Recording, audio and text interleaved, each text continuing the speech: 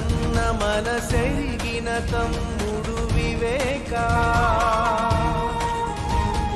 అన్న వెంట లక్ష్మణుడిలా అడుగేసినాడు ఒంటి మిట్టలో వెలసిన రామ లక్ష్మణుల్లా పులివెందుల పులిబిడ్డల్లా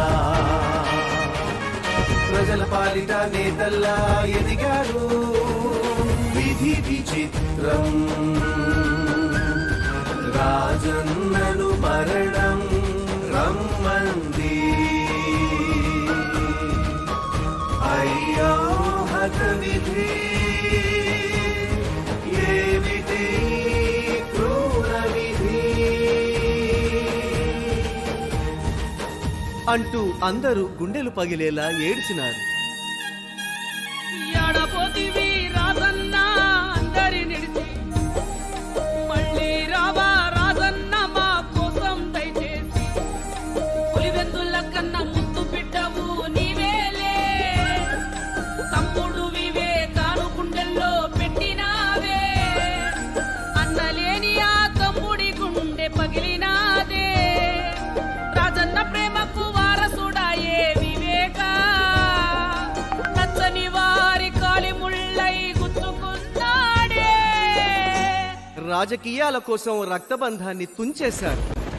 అన్న కోసం ఆరాటపడే తమ్ముణ్ణి అభిమన్యుణ్ణి చేసి పద్మవ్యూహంలో బంధించారు.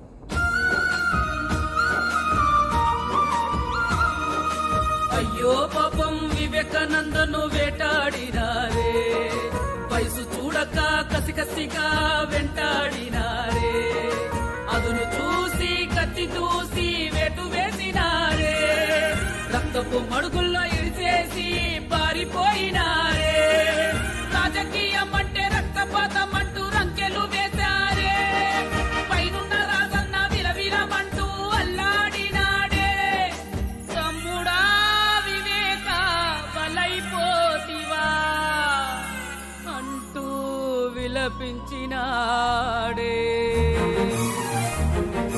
చిన్నాన మరణంతో షర్మిలమ్మ కన్నీరే అయ్యింది అయిన వాళ్ళే చేశారంటూ భగ్గుమంటోంది న్యాయం కోసం జనుల ముందర గొంతే ఎత్తింది అన్నీ మారిచుడై మోసం చేశాడంటోంది రాజన్న వదిలిన బాణమే నేనని వెంటాడుతోంది న్యాయం కోసం ఎన్నిక బరిలో సైరా సై అంటోంది సునీతమ్మ కన్నీరు తుడిచే చెయ్యింది